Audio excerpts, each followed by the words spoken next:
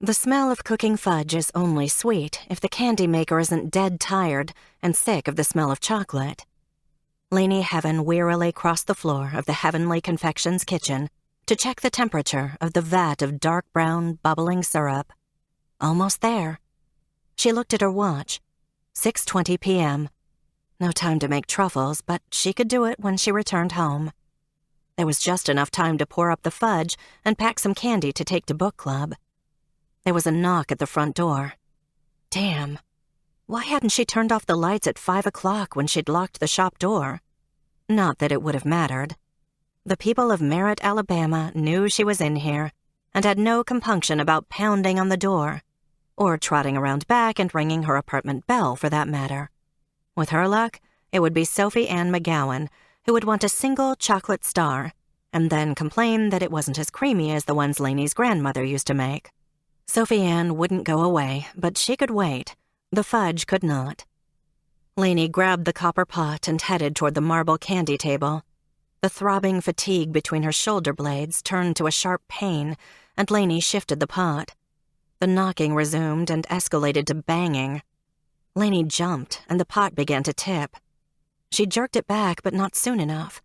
Pools, rivers, oceans of thick chocolate spread at her feet and beyond. Self-preservation made her jump back to avoid being burned. She would have cursed if she had known a word bad enough to equal the situation, and that was saying a lot because she knew some pretty bad words. Money, time, and energy gone because she'd let herself be distracted. Another person might have gone into a cleaning frenzy, grabbing towels and mopping up chocolate, but Lainey knew better. It was best to let it harden and then scrape it up and steam clean the floor. It would be hours before the molten liquid would be cool enough to come up easily in chunks, so there was no need to even miss book club. Not that they got around to discussing books very often. She sometimes wondered why they didn't just go ahead and call it Drinking, Eating, and Gossiping Club. But either way, she was ready for an evening of good wine, good food, and good gossip with her 3 best friends. The banging at the front door increased to pounding. Sophie Ann must be having a real chocolate emergency. Maybe she'd like to eat off the floor like a starving dog. Lainey wiped her hands on her splattered apron and hurried from the calamity of the kitchen to the cheerful little storefront. She looked out the door, and again would have cursed if there had been an adequate word in her bad girl vocabulary. Not Sophie Ann. Luke Avery. And that was worse. 1,000,000 times worse. She'd met Luke at a party right after he'd moved to Merritt from Mobile last fall. He'd bitten into one of the peanut butter-filled chocolates she'd brought and ended up on the floor with an EpiPen stuck in his thigh. Intellectually, she knew it wasn't her fault. Yet every time she saw him, she couldn't stop herself from sheepishly apologizing again, and it clearly annoyed him. Well, she wouldn't do it tonight. She unlocked the door and jerked it open with more vehemence than she knew she had. "I don't have any espresso made," she said, "and the machines are clean and ready for the morning."